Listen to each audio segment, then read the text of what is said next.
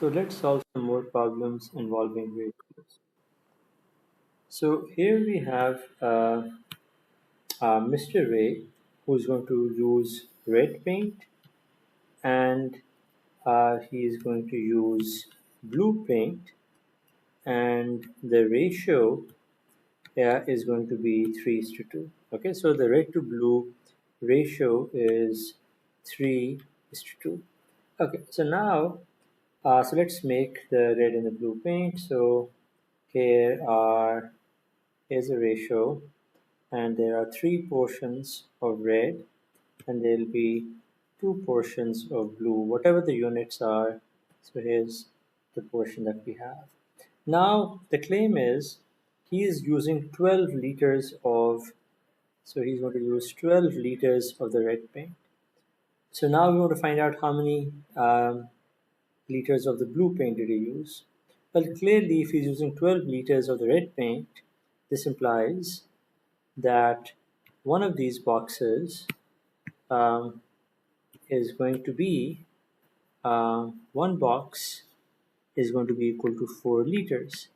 So what that would mean is that since the blue paint is two boxes, this implies that two boxes of the blue paint equal to 2 4s, which are 8 liters. So this was pretty easy to solve. So now let's look at the next part.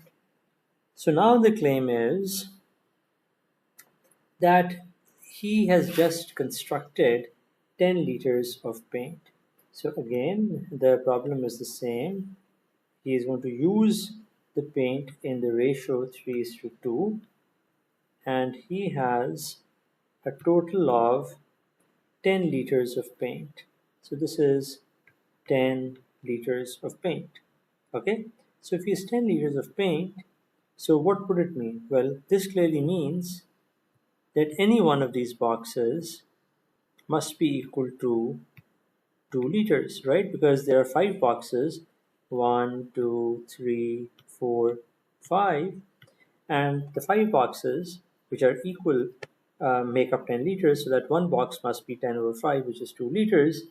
So that means the red paint is going to be 6 liters, and the blue paint must be 4 liters.